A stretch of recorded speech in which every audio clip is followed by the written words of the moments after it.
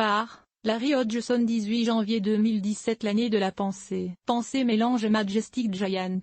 Photo National Garden Bureau. Chaque année, le National Garden Bureau, un organisme à but non lucratif qui fait la promotion des plaisirs du jardinage, sélectionne un bulbe, une annuelle, une vivace et une plante comestible à mettre en vedette dans leur programme l'année 2. C'est une excellente façon pour découvrir une plante que vous ne connaissez pas ou pour en apprendre un peu plus sur une plante que vous cultivez déjà. Voici la deuxième des 4 plantes honorées en 2017, l'annuelle appelée pensée. Origine. La pensée tricolore. Viola tricolore est l'un des ancêtres de la pensée des jardins. Notez bien ces moustaches guides de nectar. La pensée des jardins Viola X vitrocana n'existe pas dans la nature. C'est une plante hybride développée à partir du 19e siècle, surtout à partir de 3 espèces d'origine eurasiatique, V. lutea, à fleurs jaunes, V. alotaceae, à fleurs violettes et surtout la petite pensée sauvage des champs, V.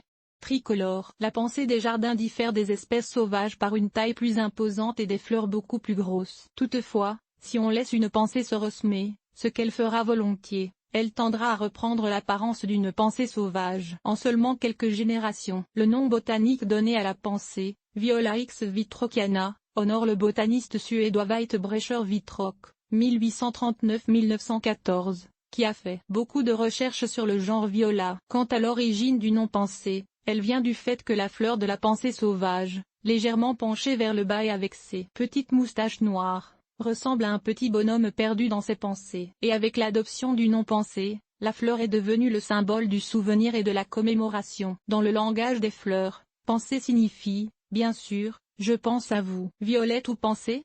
Les violettes et les pensées sont de proches parentes et elles partagent le même nom générique, viola. Mais elles appartiennent à 2 sous-genres différents. Comment les distinguer?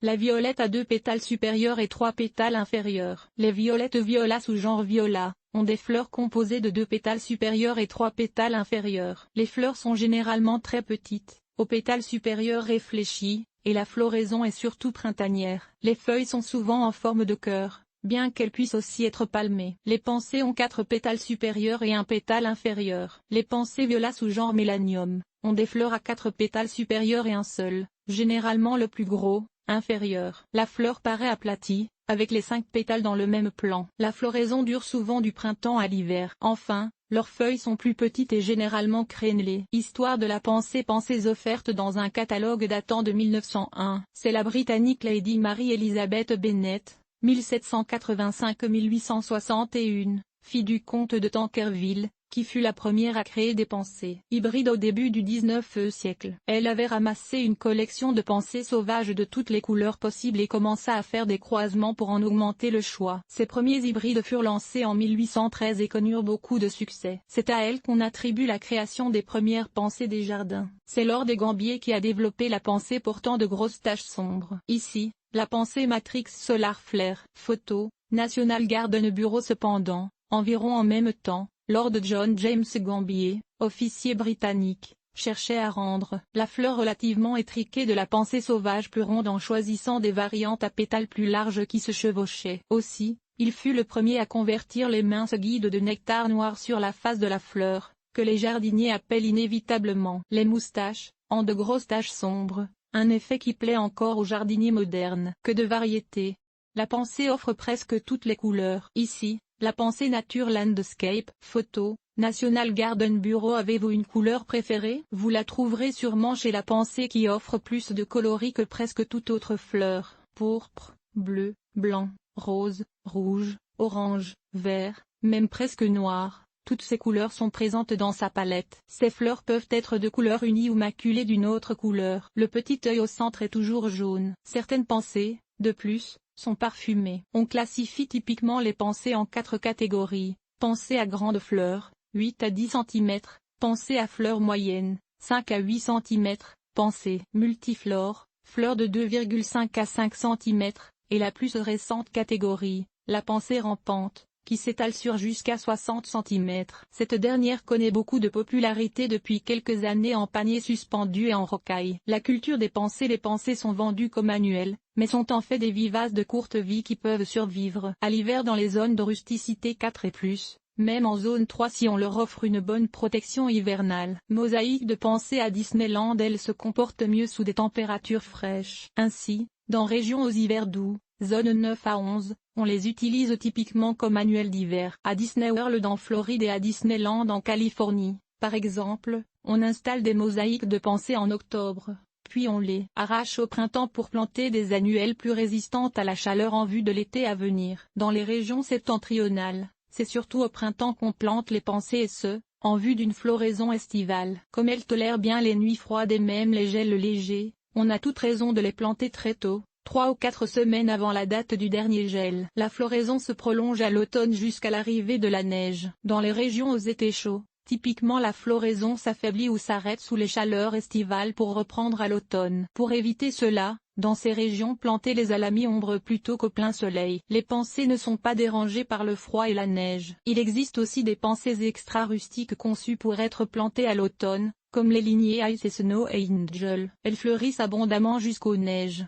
puis refleurissent au printemps, en même temps que les narcisses et les tulipes. Elles sont rustiques jusqu'en zone 4. Les pensées préfèrent un sol riche, humide et bien drainé. Espacez-les de 15 à 20 cm 45 cm pour les pensées rampantes. Arrosez-les régulièrement au cours des 2 premières semaines pour bien les établir. Comme elles préfèrent la fraîcheur, l'utilisation d'un paillis, qui garde le sol frais et humide, est fortement recommandée. Si vous n'arrachez pas vos pensées à l'automne, en général elles survivront au froid pour donner une deuxième année de floraison. Il est rare qu'elles fleurissent une troisième saison, mais souvent elles se ressèment un peu, donnant des fleurs pendant plusieurs années. Telles que mentionnées ci-dessus, les pensées spontanées tendent à reprendre peu à peu la forme d'une pensée sauvage. Pensée à partir de semi-sachets de semences de pensée de 1914. La majorité des jardiniers achètent leurs pensées en caissettes au printemps, mais il est aussi possible de les semer soi-même. Semez-les à l'intérieur environ 8 semaines avant la date du dernier gel dans un pot ou plateau de terreau humide, couvrant à peine les graines de terreau, 5 mm. Si possible, placez le contenant au réfrigérateur pendant 4 à 7 jours, puis dans un endroit plus frais que la plupart des autres semis, soit à 18 à 21. C'est placez-les dans un endroit sans éclairage. J'insère tout simplement les pots dans un sac de poubelle foncé, car les graines germent mieux à la noirceur. Dès que vous voyez surgir de petits semis encore pâles, soit après 10 à 20 jours, exposez-les à un éclairage intense. Même après la germination, les semis préfèrent un emplacement plus frais que les autres semis d'annuels et de légumes, soit 18 C ou moins.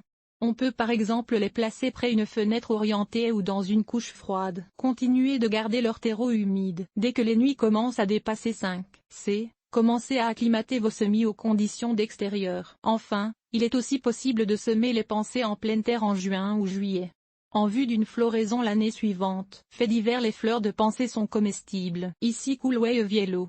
Photo National Garden Bureau. Les fleurs de pensée sont comestibles. On peut les manger comme telles, elles ont un goût mentholé, ou en faire des pensées confites, les couvrir de blanc d'œuf et de sucre à glacer. En général, les pensées jaunes et bleues sont les plus parfumées. Autrefois on utilisait le sirop de pensée pour traiter les maladies vénériennes. La pensée tricolore V. Tricolore a été utilisée par les premiers chrétiens pour symboliser la Sainte Trinité. En allemand, on appelle la pensée Stiefmütterchen, petite belle-mère. Le pétale inférieur représente la belle-mère, les 2 pétales dodus de chaque côté, ses filles, et les 2 pétales supérieurs malingres, les 2 belles filles négligées. Avec ces informations en tête, j'espère que vous allez penser aux pensées ce printemps.